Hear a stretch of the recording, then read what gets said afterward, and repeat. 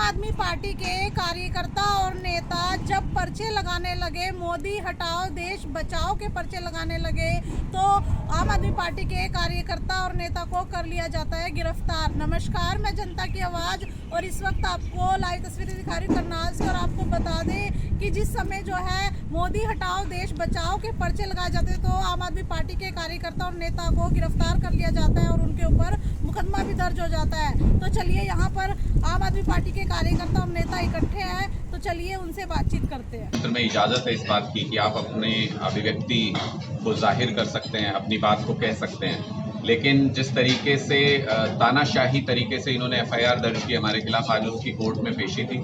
उस पेशी के लिए हम लोग पहुंचे थे और आगे भी जो भी तारीख होगी उस पर हम जाएंगे, क्योंकि हम लॉ अबाइडिंग सिटीजन हैं, कानून को मानते हैं और हम ये देखना चाहते हैं कि तानाशाही सरकार में कितना दम है। क्योंकि आज वो तारीख है जब जलियांवाला बाग में अंग्रेज़ों ने तानाशाही तरीके से गोलियां बरसाई थी भारत के लोगों पे, और उनको लगता था कि ये गोलियां बरसाने से शायद आज़ादी की मांग जो है वो दब जाएगी, लेकिन उससे वो क्रांति और ज़्यादा बढ़ गई थी। पूरे देश ने उन कुर्बानियों को श्रद्धांजलि देते हुए, आज़ादी के आंदोलन में पूरा योगदान देते हुए अंग्रेज़ों को भगा दिया देश से। आज अगर आप देखें तो फिर से वही तानाशाही दौर दोहराया जा रहा है। भारतीय जनता पार्टी देश में उसी तरीके से सरकार चला रही है जैसे अंग्रेज चलाते थे। कोई भी आवाज़ उठाएगा उसकी आवाज़ को दबाने के लिए हर संभव कोशिश करते हैं, FIR दर्ज करते हैं, पुलिस से लाठियां चलवाते हैं, जेल भेजते हैं, सारे तानाशाही काम करने की कोशिश कर रहे हैं। और आज फिर भगत सिंह जी के अनुयायी, आम आदमी पार्टी के कार्यकर्ता, बाबा साहब अम्बेडकर के अनुयायी आज फिर से संविधान को बचाने के लिए और लोकतंत्र को बचाने के लिए इस लड़ाई में आगे आए हैं। और सारे लोग लाठी खाएंगे, जेल जाएंगे, लेकिन लोकतंत्र की आवाज़ को नहीं दबने देंगे। राज्य अगर बात करें राष्ट्र हिंदू बना, देखिए, भारत जब आज़ाद हुआ तो हमारे स्वतंत्रता सेनानियों ने ये सपना देखा था कि अंग्रेज़ों के बच्चों को जिस तरीके की सुविधाएं मिलती हैं, जिस तरीके की शिक्षा मिलती है, स्वास्थ्य सुविधाएं मिलती हैं, बाकी फैसिलिटीज़ मिलती हैं, अगर हम आज़ाद हो जाएंगे तो हमारे बच्चों को, आने वाली जनरेशन को भी वही मिलेगा। ये पॉलिटिकल पार्टीज इतने सालों के दौरान 75 साल बीत गए, या आज तक हमें बिजली, सड़क, पानी, शिक्षा, स्वास्थ्य नहीं दे पाए। अब माहौल बदल रहा है देश में। देश के लोग कह रहे हैं कि अब हमको ये मूलभूत सुविधाएं चाहिए। अब हमको बिजली, सड़क, पानी, स्वास्थ्य, शिक्षा, इन मुद्दों पे राजनीति करनी है। अब हमको जात पात पे राजनीति नहीं करनी है, अब हमको धर्म पे राजनीति नहीं करनी है, अब हमको ऊंच नीच पे, गरीबी अमीरी पे राजनीति नहीं करनी है। देश के लोग जब इस मत में है और देश के लोगों के बीच में जब ये माहौल बन रहा है कि हमको मूलभूत सुविधाओं के मुद्दों पे राजनीति करनी है, इसीलिए आम आदमी पार्टी नेशनल पार्टी बनके एक नेशनल विकल्प के तौर पे उभरी है देश में, कि लोगों को बड़े चोर और छोटे चोर में से किसी को ना चुनना पड़े, लोगों को बड़े लुटेरे और छोटे लुटेरे में से किसी को ना चुनना पड़े, लोगों के पास एक ईमानदार पार्टी हो, ईमानदार नेता हो, जिनको वो चुन सकें और देश अच्छे हाथों में चल सके, विकसित देश बन सके। अनुराग जी, आपने कहा बड़े चोर और छोटे चोर में क्या डिफरेंस है? बड़े चोर और छोटे चोर में ये डिफरेंस है कि जैसे कांग्रेस भी CBI का, ED का, इन एजेंसियों का मिसयूज करती रही, थोड़ी बहुत शर्मा शर्मी रखते थे, मिसयूज वो भी करते थे, खूब करते थे, एजेंसीज का दुरुपयोग करते थे। उन्हीं से सीख के भारतीय जनता पार्टी ने आज सारी हदें पार कर दी है। इन्होंने वो शर्म भी छोड़ दी है। तो जो पहले एजेंसीज का दुरुपयोग करते थे और अब जो एजेंसीज का बेजा इस्तेमाल करते हैं, उनके बीच में क्या फ़र्क है, वही मैं बताने की कोशिश कर रहा था अपनी बात के ज़रिए। और जो पहले लाखों में, करोड़ों में घोटाला करते थे और अब जो लोग हैं वो लाखों करोड़ रुपए का घोटाला करते हैं, यही मैं बताने की कोशिश कर रहा था अपने वक्तव्य में। यही फ़र्क है दोनों के बीच में। और ईमानदार पार्टी वो है जो अपनी जेब में एक पैसा नहीं लेना चाहती, बल्कि लोगों से जो टैक्स का पैसा इकट्ठा होता है उससे लोगों को मूलभूत सुविधाएं देना चाहते हैं। पंजाब में आज हमने जो किया वो पूरे देश के इतिहास में एक उदाहरण के रूप में आज अंकित हो गया है। पंजाब में अभी तक किसानों की खराब फसलें, जो किसानों की खराबा हुआ खेत में, वो अभी तक फसलें उठी भी नहीं है खेत से, उससे पहले मुआवजा उनके खाते में पहुंच गया। तो मुझे लगता है कि ये अपने आप में एक मिसाल है जिसको हरियाणा के और देश भर के किसान देख रहे हैं, और वो भी इस मिसाल से सीख करके आम आदमी पार्टी को हरियाणा में भी और देश के दूसरे हिस्सों में अपना रहे हैं। देखिए, बिल्कुल जब तक सरकार हमको रोकती रहेगी तब तक हम इस अभियान को जारी रखेंगे, तब तक हम अभिव्यक्ति की आज़ादी के लिए लड़ते रहेंगे।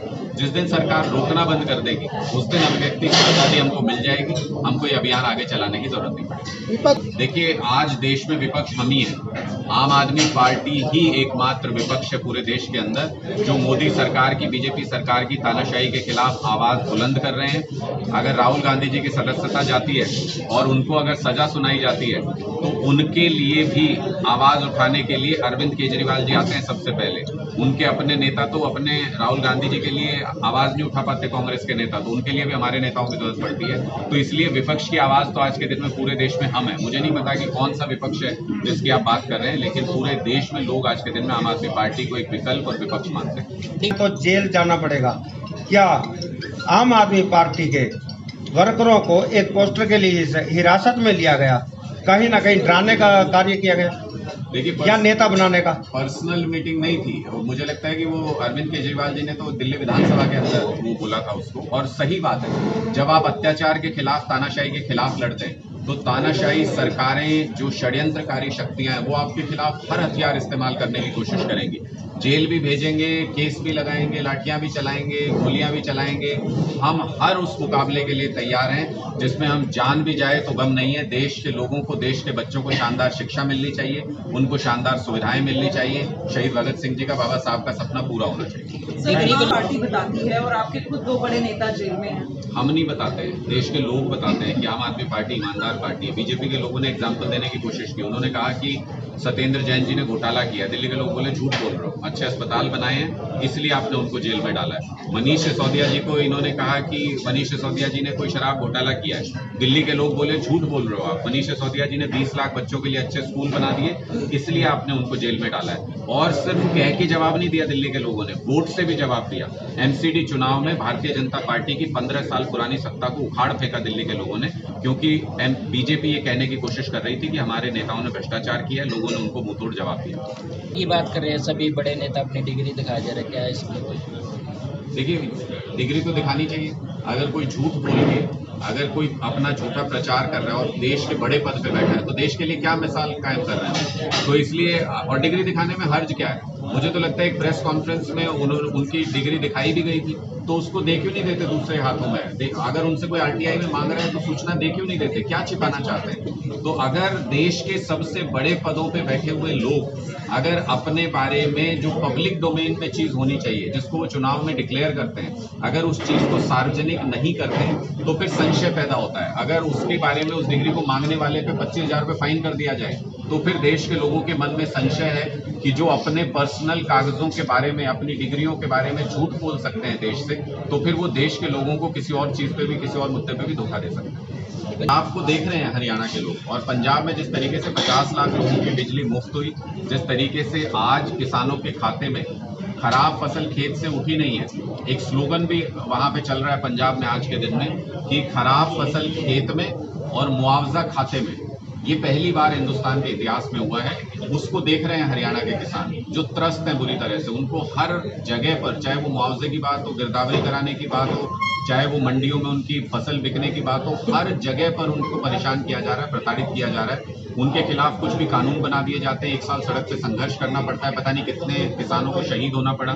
मुझे लगता है वो सारे किसान हरियाणा के, पंजाब की तरफ देख रहे हैं। आम आदमी पार्टी जो वहाँ अच्छे काम कर रही है, उससे हरियाणा के किसानों के मन में भी उम्मीद जाग रही है कि आम आदमी पार्टी की जब सरकार आएगी तो हरियाणा में भी यही सब अच्छे काम होंगे। चुनाव आने वाले हैं, पहले नगर निगम के चुनाव हो गए, लोकसभा हो गई, विधानसभा हो गए, अपने सभी कैंडिडेट उतारे जाएंगे आम आदमी पार्टी के। हम पूरी तरह से चुनाव के लिए तैयार हैं, और अब तो निश्चित तौर पे नेशनल पार्टी आम आदमी पार्टी, हमारा सिंबल झाड़ू रिजर्व है पूरे देश में आम आदमी पार्टी के कार्यकर्ताओं के लिए, आम आदमी पार्टी के कैंडिडेट्स के लिए। हरियाणा में जो भी चुनाव होंगे, हम सारे चुनाव पूरी ताकत के साथ लड़ेंगे और अपने सिंबल पे लड़ेंगे वो सारे के सारे चुनाव। तो इसलिए इसमें कोई संशय नहीं है कि आम आदमी पार्टी जमीन पे अब एक मजबूत कैडर के साथ, 11 लाख से ज्यादा सदस्यों के साथ एक बड़ा परिवार है, और हर मुकाबला पूरी ताकत से लड़ेगा।